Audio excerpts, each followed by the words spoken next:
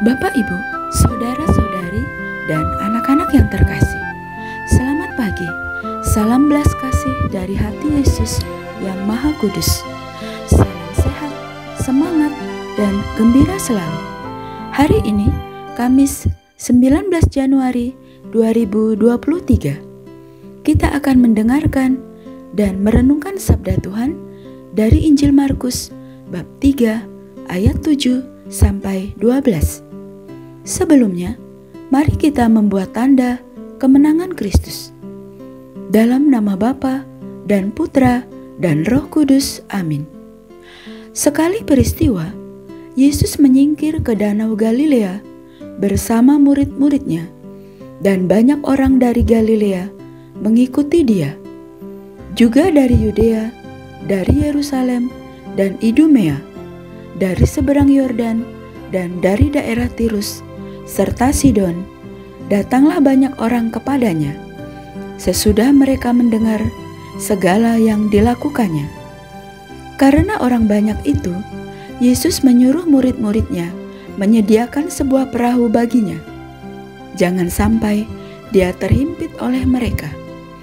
Sebab Yesus menyembuhkan banyak orang, sehingga semua penderita penyakit berdesak-desak ingin dijamah olehnya. Bila mana roh-roh jahat melihat Yesus, mereka jatuh tersungkur di hadapannya dan berteriak, "Engkaulah Anak Allah." Tetapi dengan keras Yesus melarang mereka memberitahukan siapa dia. Demikianlah sabda Tuhan. Terpujilah Kristus.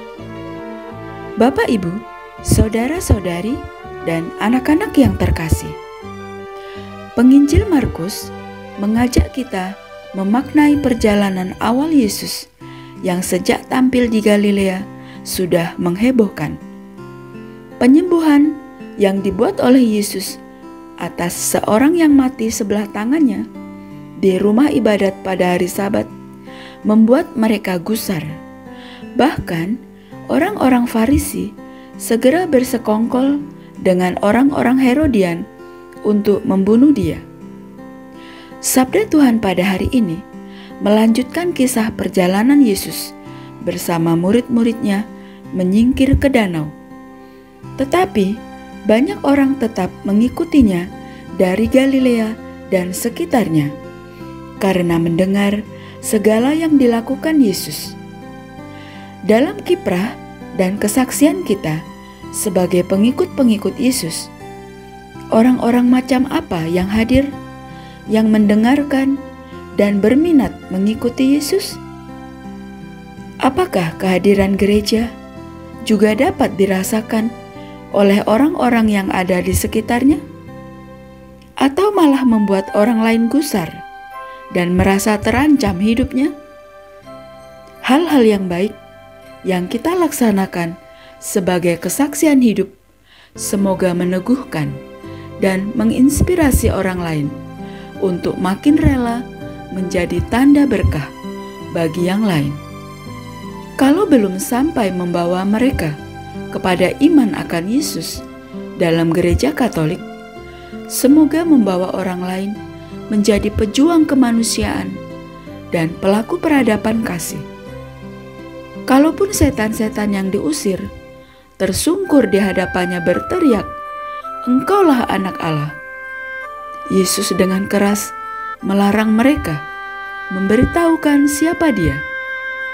Inti pokoknya, karena Yesus tidak menghendaki orang percaya kepadanya hanya karena setan yang terusir atau karena mujizat penyembuhan. Kita semua diajak sampai pada pengakuan akan Yesus yang menyelamatkan serta meneguhkan hidup kita. Bukan sekadar mujizat yang terjadi, tetapi karena perjumpaan pribadi dengan pribadi yang meneguhkan dan menyelamatkan hidup kita. Perjumpaan dengan suatu peristiwa.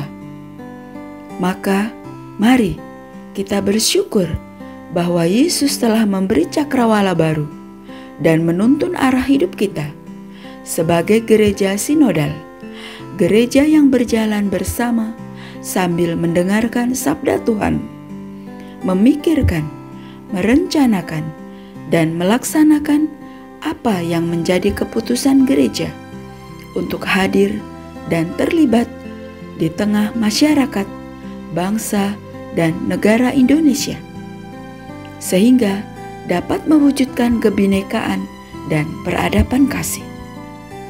Ya Tuhan, kami bersyukur kepadamu atas kehadiran Yesus di tengah-tengah kami, di mana kami dapat mengalami perjumpaan dengan Dia dalam setiap peristiwa hidup kami.